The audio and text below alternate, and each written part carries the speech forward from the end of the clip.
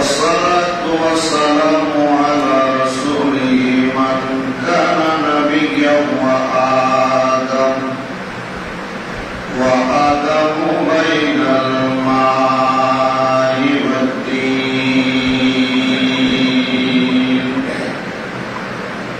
سيدنا ونبينا وشفينا وحبيبنا وحبيب طبيبنا وطبيب قلوبنا وقلوب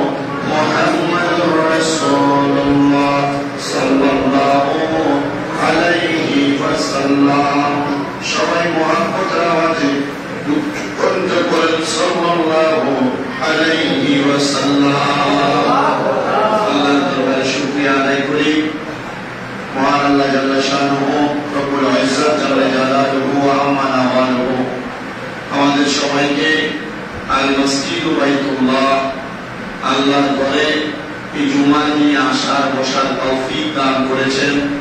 সবাই ওই রবের শুকরগুজার করে উচ্চ কণ্ঠে পড়ি আলহামদুলিল্লাহ।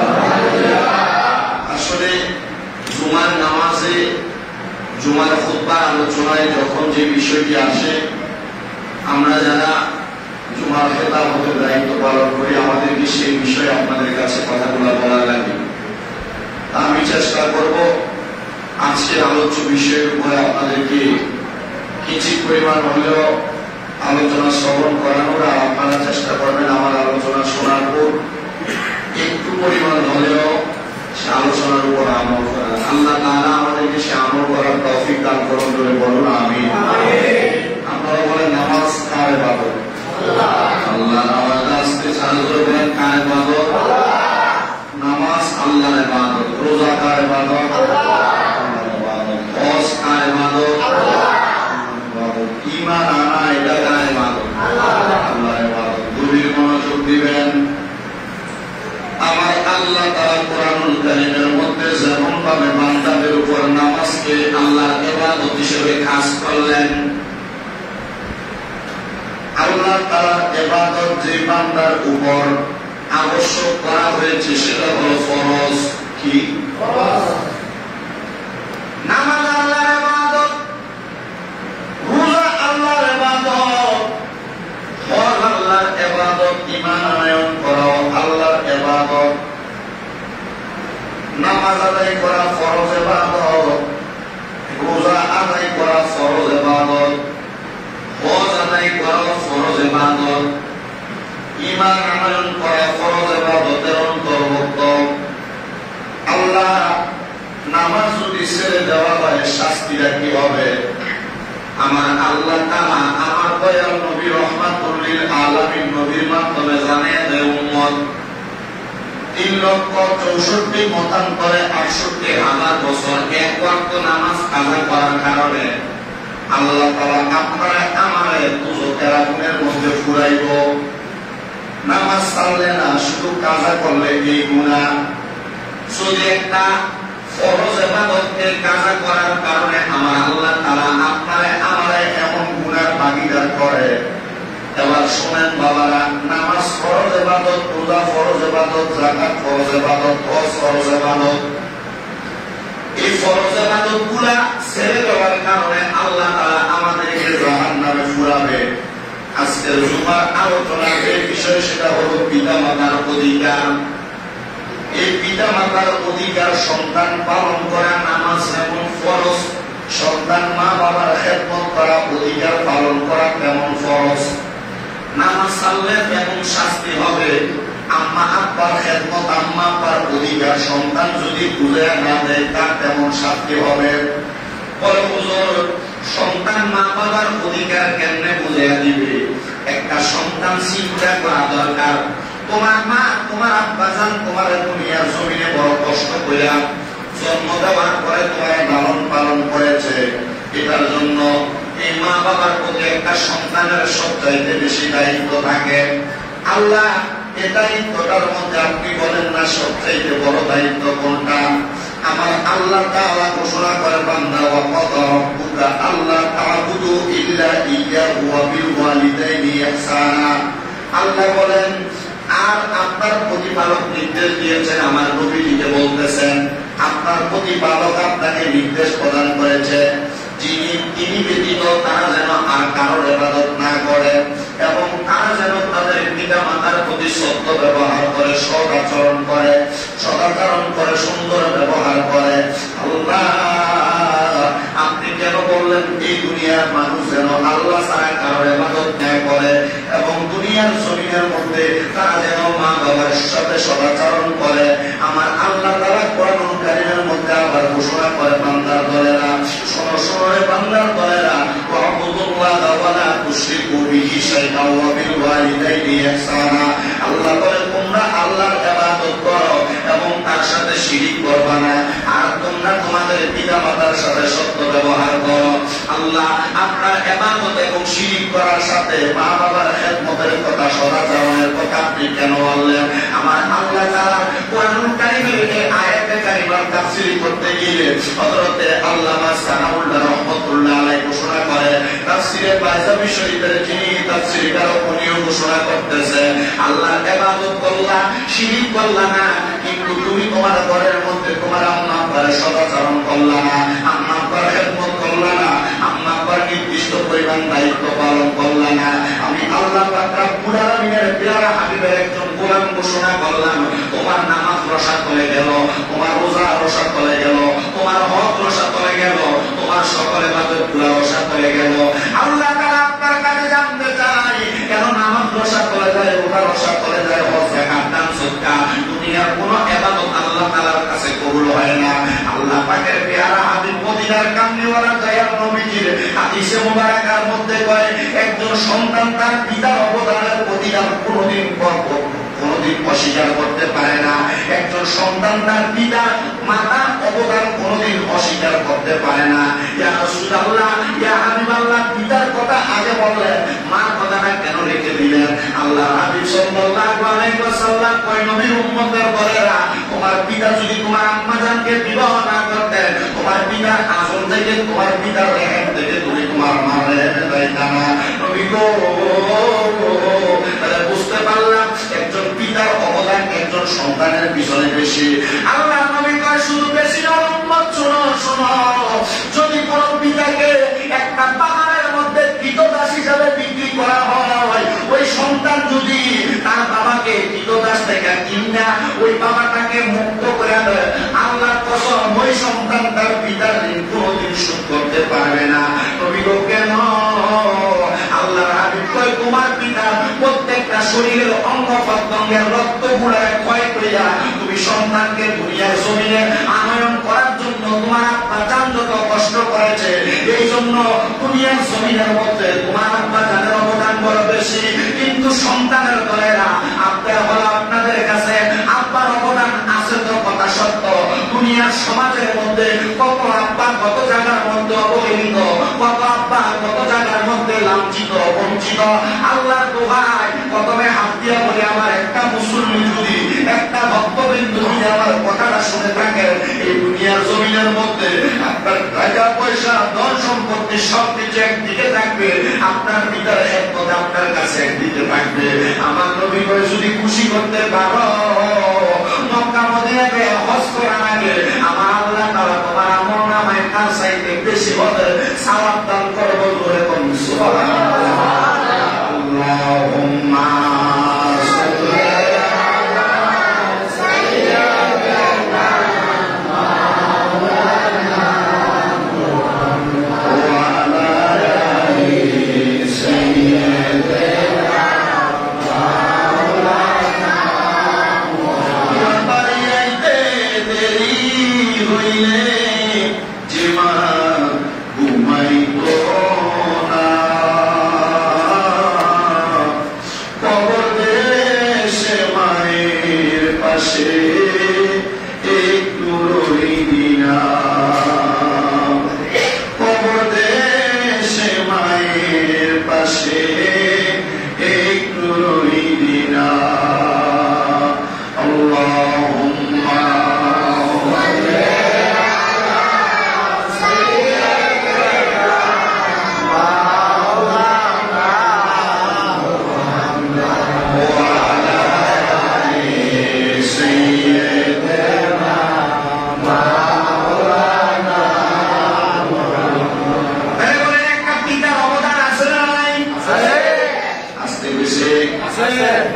সবাই বলে মা পায়ের নিচে ব্যস্ত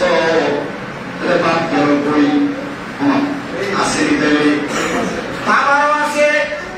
এই জন্য সন্তানের দলের কাছে আপনার, আপনি যতদিন বেঁচে আছেন আপনার আব্বা যেন কোনোদিন আপনার কাছে ছাইয়া টাকা পয়সা না নেওয়া লাগে। আপনার নিজের ইনকামের অংশ থেকে আপনি আপনার আব্বা জানতে নিজে একটা অর্থ দিয়ে দেন, যেন আপনার আব্বা শুরু হয়ে আপনি সন্তানের কাছে না চাওয়া লাগে। আর আপনি সন্তান হয়ে তো বাপের কাছে চাইয়া চাই দিচ্ছেন, এখন কেন আপনার বাপ বাসায় নিবে মারহাবা কয় না এজন্য আসেন আল্লাহ নবী রহমাতুল্লিল আলামিন নবী কি বলে হাদিস শরীফ শুনি আবু দাউদ শরীফের 5137 নম্বর হাদিস আল্লাহ নবী বলেন قال رسول الله صلى الله عليه وسلم رغم أنف ثم رغم أنف ثم رغم أنف من أدرك والديه عند الكبر أحدهما أو كلاهما ثم لم يدخل الجنة জবান খুলে উচ্চ কণ্ঠে বলেন সুবহানাল্লাহ। নবী আমার হাদিস শরীফের মধ্যে বলেন কপাল পোড়া ওই ব্যক্তি, হতভাগা ওই ব্যক্তি। নবীজি আবার বললেন সুম্মা রগিমা আনফুম, হতভাগা কপাল পোড়া হলো ওই ব্যক্তি। ইয়া রাসূলুল্লাহ কারা? আমার নবী তিনবার হতভাগা বইলা বললেন সেই ব্যক্তি তার পিতা মাতার যে কোনো একজনকে বৃদ্ধ অবস্থায় চাইল, মানে আপনিও আছেন আপনার মা বাবা বাচ্চা আছে। নবী বলেন যে ব্যক্তি তার মা বাবা যে কোনো একজনকে অথবা দুইজনকে বৃদ্ধ অবস্থায় পাইল, এরপর তাদের খেদমতের মাধ্যমে জান্নাতে প্রবেশ করতে পারল না, আমার নবী কয় সে সবচাইতে বেশি হতভাগা। আপনি সন্তান থাকতে আপনার মার খেদমত বাবার খেদমত অন্য কেউ করবে না। নবীজি বলতেছেন সন্তান তুমি করলে তুমি জান্নাতে যাইবা। কিভাবে কয়? নবী কয় খেদমত করতে পারলো না অথবা খেদমতের মাধ্যমে জান্নাত অর্জন করে নিতে পারলো না, তার মতো কপাল পোড়া পৃথিবীতে কে আছে? বৃদ্ধ অবস্থায় পাইলাম তোমার জোয়ান খেদমতের আছে? হ্যাঁ অবশ্যই আছে। যদি জোয়ানও থাকে একবারে নৌজোয়ান আম্মা আব্বা, আপনি সন্তানের বয়স মনে করেন না 10 থেকে 12 থেকে শুরু হইল, এখন আপনি সবই বুঝেন, আপনার আম্মা আব্বা থাকা অবস্থায় আপনি যদি তাদের বিন্দু পরিমাণ ছোট্ট একটা কাজও আগে করে দিতে পারেন, আর এই ছোট্ট একটা কাজের কারণে যদি আপনার আম্মা অথবা আব্বা অন্তর প্রশান্ত হয়, আল্লাহ নবী কয় জান্নাত নিশ্চিত। নবী আমার বলে শুধু তাই নয়, শুধু তাই নয়, অন্য শোনো। ইয়া রাসূলুল্লাহ কি শুনায়া দিবেন? আমার নবী কয় দুনিয়ার জমিনে একটা সন্তান প্রাপ্তবয়স্ক হওয়ার পর মা বাবার খাবার দাবারের দায়িত্ব গ্রহণ করার পরে, খাবার দাবারের দায়িত্ব কি দায়িত্ব? খাবার দাবারের দায়িত্ব গ্রহণ করার পরে তাদেরকে থাকার জন্য সুন্দর আবাসস্থল দেওয়ার পরে এই মা বাপ শরীয়ত পন্থা মোতাবেক চলাফেরা করলে এই সন্তান মা বাবাকে দুনিয়ার জমিন থেকে কবর পর্যন্ত এমন খেদমতের মাধ্যমে পৌঁছে দিতে পারলে, দুনিয়া থেকে কবর পর্যন্ত মানে মৃত্যুর আগ পর্যন্ত সন্তান পৌঁছে দিতে পারলে আল্লাহর নবী কয় ওই সন্তানটা সফল কাম। নবীজি বুঝতে পারলাম ইয়া রাসূলুল্লাহ কোনো কিছু আছে জানার? জি। নবী আবার বলে উম্মত আন আবি উসাইদ রাদিয়াল্লাহু তাআলা আনহু قال قال بين نحن عند رسول الله صلى الله عليه وسلم হযরত আবু উসাইদ রাদিয়াল্লাহু তাআলা আনহু বলেন একদিন আমি আমার নবীজির দরবারে বসা, আমার নবীজিকে আমি লক্ষ্য করে দেখলাম ইজিজা রাজুলুম মিন বানি সালামা, আমি দেখলাম আমার নবীর দরবারে বনু সালামা গোত্রের একজন লোক আগমন করলেন। আগমন কইরা আমার নবীকে বললেন ফাকালা ইয়া রাসূলুল্লাহ, নবী গো হাল বাকিয়া মিন বিররি আবওয়াইয়া শাইউন আবারুহুমা বিহি বা'দা মাউতিহিমা। হে আল্লাহর রাসূল, আপনার কাছে জানতে চাই আমরা তো আমাদের মা বাবাকে পিতা মাতাকে জীবিত থাকা অবস্থায় অনেক খেদমত করলাম, আম্মা আব্বাদের জীবিত থাকা অবস্থায় তাদের কাজে সহযোগিতা করলাম, খাবারের ব্যবস্থা করলাম, থাকার ব্যবস্থা করলাম। নবী আপনার কাছে জানতে চাই ইন্তেকালের পরে ওনাদের প্রতি আমাদের কোনো খেদমত আছে কিনা, মানে মারা গেছেন এরপরে আমি সন্তানের কোনো দায়িত্ব আছে কিনা। আমার নবী রহমাতুল লিল আলামিন নবী উত্তর দেয় ওয়ালা নাম হে আমি অবশ্যই তোমার মা বাবা মারা যাওয়ার পরে তোমার দায়িত্ব আছে। ইয়া রাসূলুল্লাহ, নবী গো, দায়িত্বটা কি আপনি নবী আমাদেরকে বুঝিয়ে দেন। নবী আবার বুঝিয়ে দেয়, এক নাম্বার দায়িত্ব হলো আসসালাতু আলাইহিমা, তোমরা তোমাদের মা বাবার জন্য দোয়া করবা। দোয়া কাকে বলে?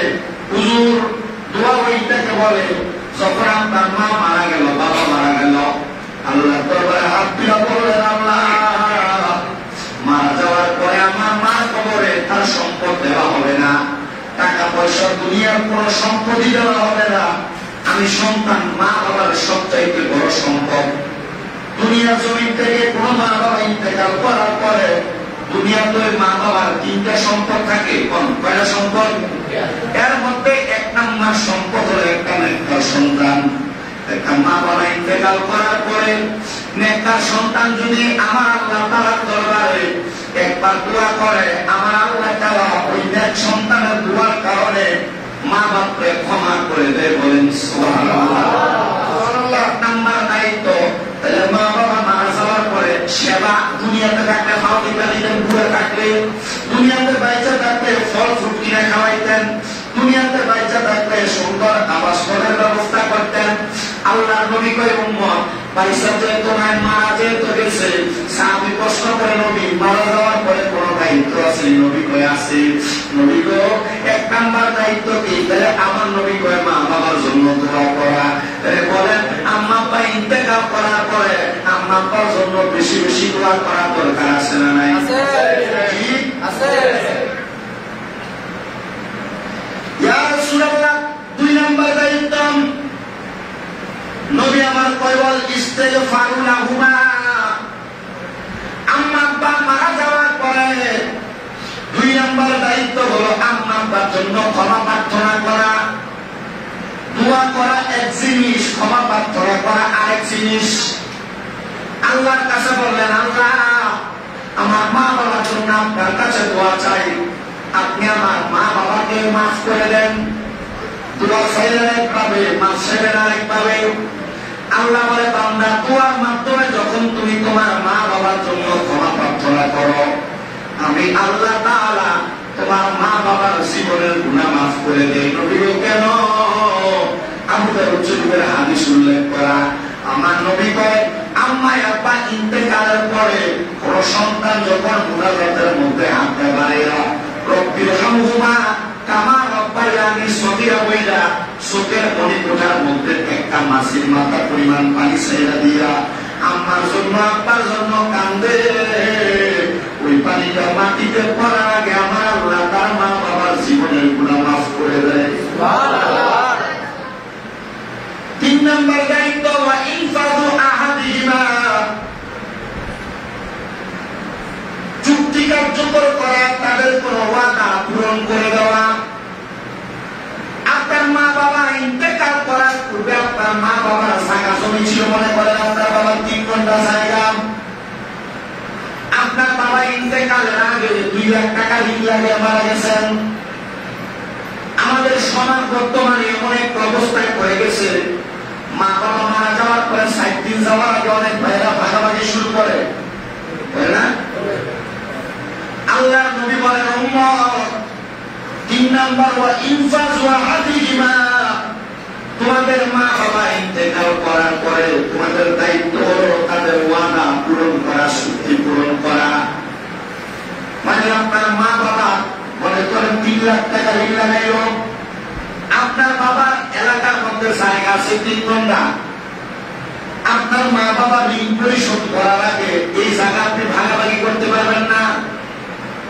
এটা আল্লাহর কোরআনের আইন, রাসূলের হাদিসে নাই।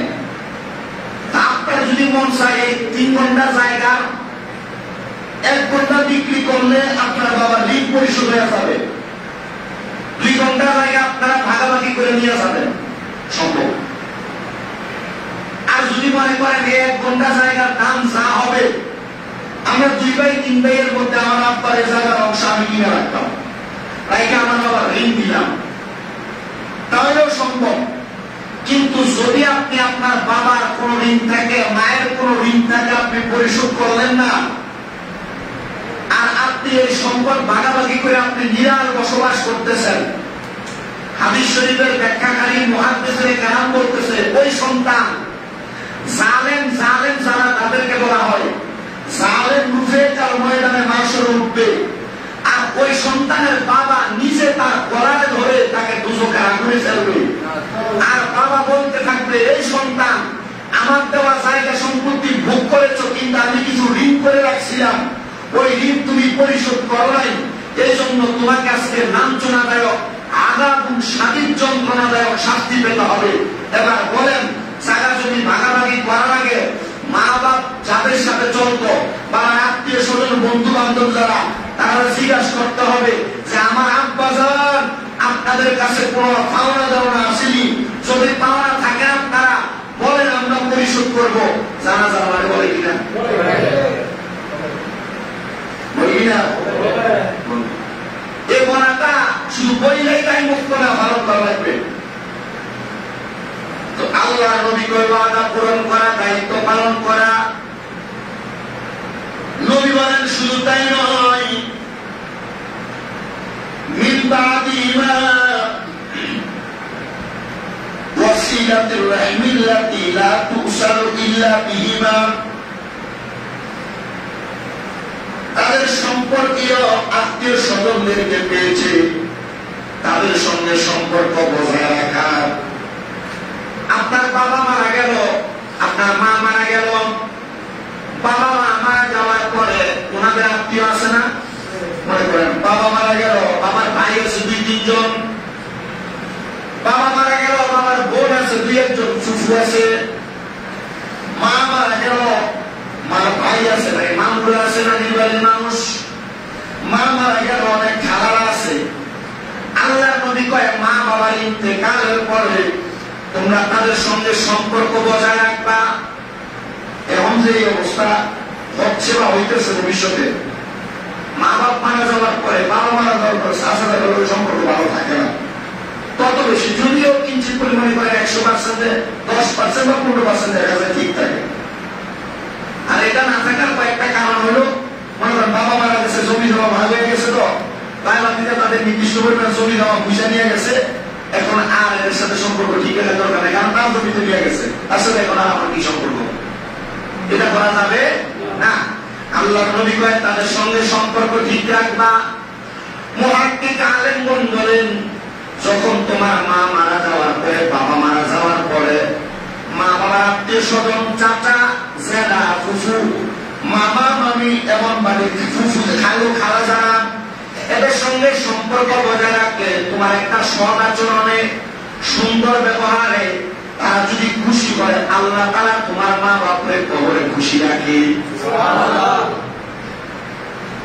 নবী বলেন শুধু তাই নয়, ওয়া ইকরামু সাদিকিহিমা, তাদের বন্ধুদেরকে সম্মান করবা। বাবা বসবাস করতো দৌলতপুর এলাকায়, দোকানদারি করতো বালুদুফা বাজার, চলাফেরা করতো সব বাজারের মানুষের সাথে। আপনার বাবা ইন্তেকাল করলো, বাবা যাদের সাথে ব্যবসা করতো বালুদুফা বাজার, বাবা যাদের সাথে চলাফেরা করতো চক বাজার, আল্লাহ নবী কয় ইকরামু সাদিকিহিমা, বন্ধুদেরকে সম্মান করা।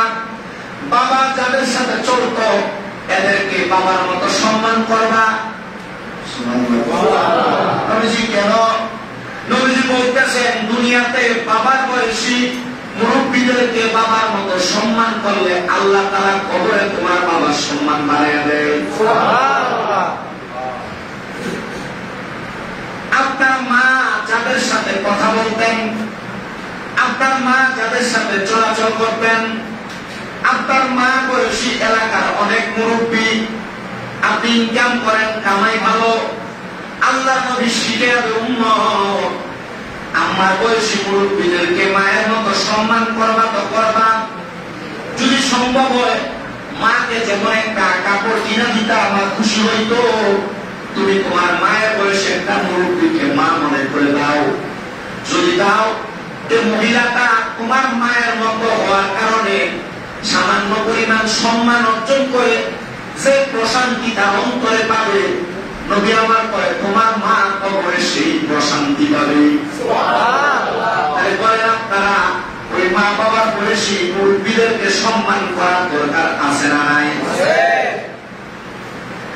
নবী আমার পরবর্তী হাদিস শরীফের মধ্যে বললেন, আল্লাহর হাবিব সাল্লাল্লাহু আলাইহি ওয়াসাল্লাম ঘোষণা করতেছেন, عن عبد الله بن عمرو قال أقبل رجل إلى رسول الله صلى الله عليه وسلم হযরত আব্দুল্লাহ ইবনে আমর রাদিয়াল্লাহু তাআলা থেকে হাদিস বর্ণনা তিনি বলেন, এক ব্যক্তি আমার নবীজির নিকট আগমন করলেন। আগমন করার পরে ফাকালা উবাইওয়াকা আলাল হিজারাতি ওয়াল জিহাদ, উনি আমার নবীকে বললেন, ইয়া রাসূলুল্লাহ, আমার মন চায় আপনার সঙ্গে হিজরত করতে, আমার মন চায় আপনার সঙ্গে জিহাদ করতে। দুইটা শব্দ ব্যবহার করছে, এটা ওই সাহাবী বললেন, ইয়া রাসূলুল্লাহ, আমার মন চায় আপনার সঙ্গে হিজরত করতে, মানে গমন করতে, সফরে যেতে। দুই নাম্বার, আমার মন চায় আপনার সঙ্গে জিহাদ করতে, যুদ্ধ পরিচালনা করতে। আমার নবী ওই সাহাবীর ব্যাপারে খবর নিলেন, তার বাড়ির অবস্থা কেমন। মনে করেন আপনি ইসলামের জন্য কোনো কাজ করতে গেলেন, আপনি যদি কোনো কাজ করতে গেলেন কিন্তু আপনার বাড়িতে মানুষ ফেরত মরে দেবে। আপনি কোনো কাজ করতে গেলেন, এমন আপনি 2 দিনের 3 দিনের জন্য কোথাও যদি ইসলামের কাজের জন্য চলে যান, আপনার বাড়িতে আপনার সন্তান স্ত্রী খাইতে পারবে না। তখন এই অবস্থায় আপনি ওই কাজ না করা থেকে আপনার পরিবার চালানোর জন্য ইনকাম করা উত্তম। তো নবীজি ওই ব্যক্তি ধর্ম জিয়া রাসূলুল্লাহ, আমার মন চায় আপনার সঙ্গে হিজরত করতে, সফরে যাইতে। 2 নাম্বার, আপনার সঙ্গে জিহাদ করতে, যুদ্ধে যাইতে। নবীজি তার ব্যাপারে খবর নিলেন, তার বসে রেখেই খবর নিলেন। তো খবর নিয়ে দেখলেন তার বৃদ্ধ 2জন মা বাবা বাড়িতে পড়ে আছে। আল্লাহর হাবিব বললেন, তুমি হিজরত করবে কেন, জিহাদ করবে কেন? সে বলল, ইয়া রাসূলুল্লাহ, শিকল জাযাকুমুল্লাহি খাইরান, আমি আল্লাহর পক্ষ থেকে এটা একটা প্রতিদান চাই, পুরস্কার চাই। নবী আমার বলে, তোমার মা বাবা এখনো কি জীবিত আছে কিনা? সাহাবীরা বলেন, আমি রাসূলুল্লাহ, হ্যাঁ জীবিত। খুব উচ্ছল হয়ে বলছেন, হ্যাঁ ইয়া রাসূলুল্লাহ, জীবিত। আল্লাহর হাবিব বলেন, বাল কিলাহুমা ওয়ালা ফারজিই ইলা ওয়ালিদাইকা ফাআহসিন সুহবাতাহুমা, তোমার জন্য উত্তম হলো তুমি তোমার মা বাবার কাছে যাও, মা বাবার খেদমতের সময় কাটাও। হিজরত করা, জিহাদ করা, যে সওয়াব তার চাইতে বেশি সওয়াব তুমি তোমার তাদের খেদমত করলে পাইবা। সুবহানাল্লাহ। হিজরত করলে, জিহাদ করলে যে সওয়াব, আম্মা আব্বার খেদমত করলে সে সওয়াব। আপনার যারা এখানে সন্তান আছেন, খেদমত অনেক পরের কথা, লাস্ট কবে আব্বার খাও দিবে, নিজে করতে পারবেন।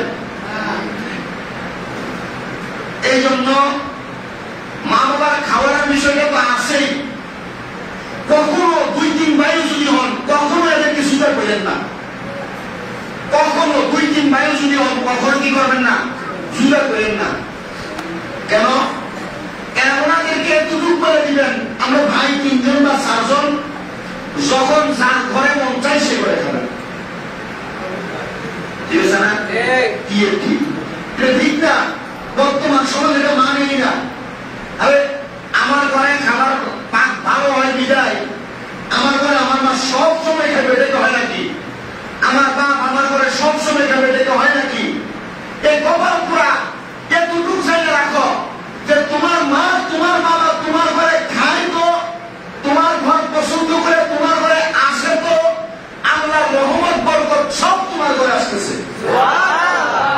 আর এটা ওয়াজ পর্যন্ত এটা মানছে না।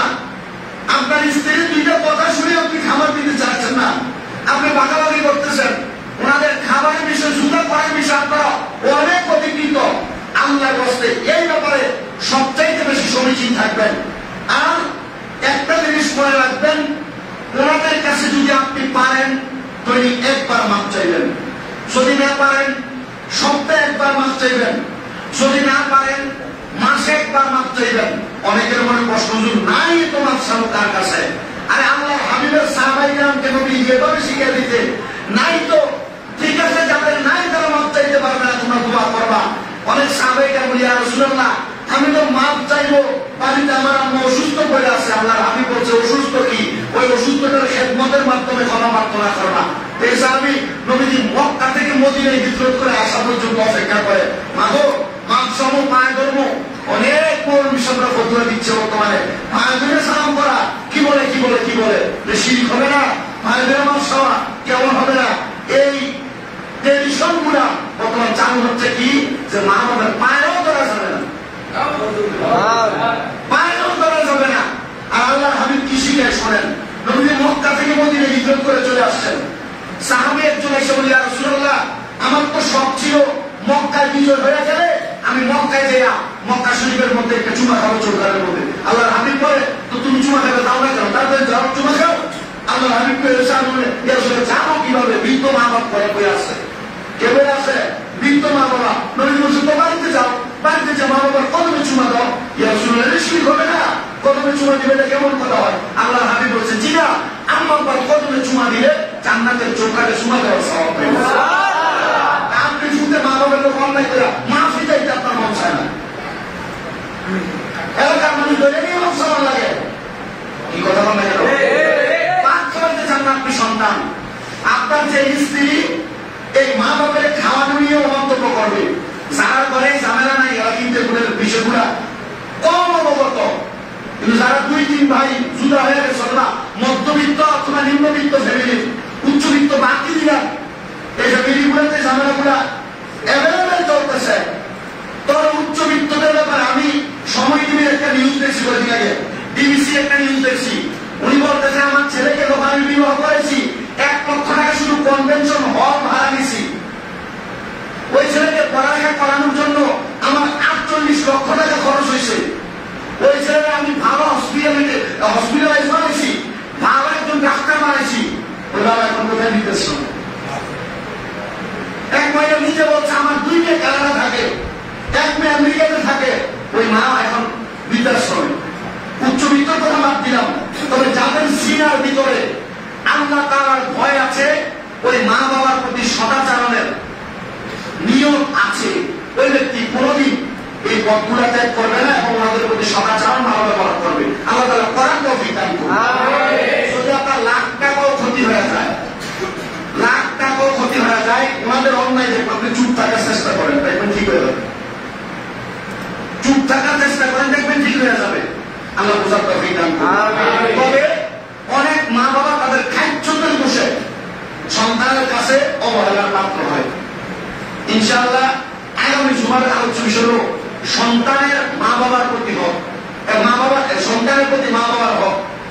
আপনি কোন খাদ্য ত্যাগ করলে আপনার সন্তান আপনার সুন্দর সদাচরণ ভালো ব্যবহার করবে এবং গুলো যদি হয়ে যায় আপনার সন্তান আপনার ভাড়াইয়া দেবে না। ইনশাআল্লাহ বিষয়গুলোর উপরে আগামী জুমায় আলোচনা করার চেষ্টা করবো। যতটুকু আজকে করেছি, একজন সন্তানও যদি আল্লাহ তাআলা আপনাদেরকে ক্ষমতা দিয়ে থাকে, ইনকাম যা দেয় 200 টাকা কামাই করলো, মা বাপকে নিজের কাছ থেকে আলাদা করার চেষ্টা করবেন না। আল্লাহ তাআলা আমাদেরকে সেই সহিহ সমাজ দান করুন, বুঝ দান করুন। আমিন।